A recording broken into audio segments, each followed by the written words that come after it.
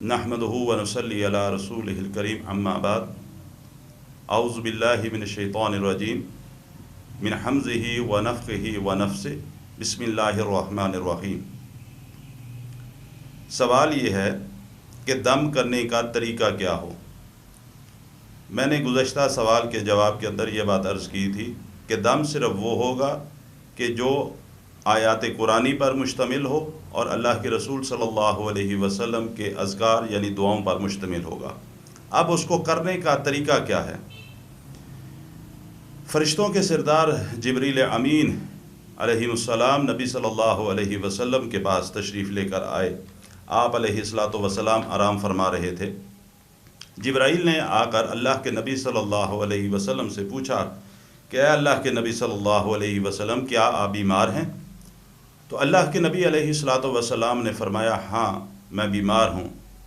تو جبرائیل علیہ السلام نے اللہ کے حکم کے مطابق اللہ کے نبی صلی اللہ علیہ وسلم کو ایک دعا پڑھ کر دم کیا۔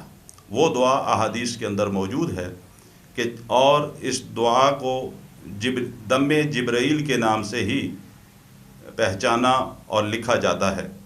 وہ دم کیا ہے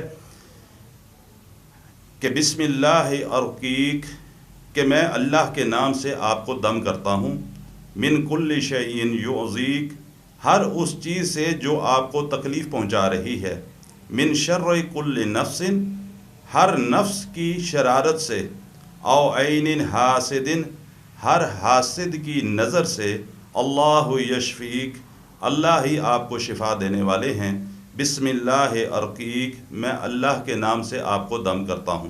یہ دم پڑھنے کے بعد، یہ دعا پڑھنے کے بعد جبرائیل علیہ السلام نے اللہ کے نبی صلی اللہ علیہ وسلم کو پھونک مار کر دم کیا۔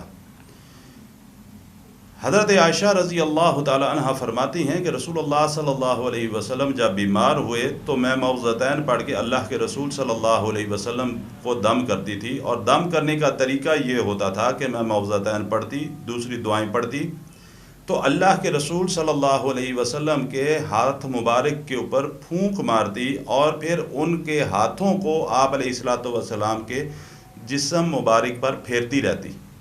یعنی یہ دوسرا طریقہ ہے دم کا کہ آپ اذکار کرنے کے بعد، دعائیں پڑھنے کے بعد اپنے ہاتھوں پہ پھونک ماریں اور اپنے جسم کے اوپر ان کو پھیر لیں۔ یہ طریقہ بھی دم کرنے کا اللہ کے رسول صلی اللہ علیہ وسلم سے ثابت ہے۔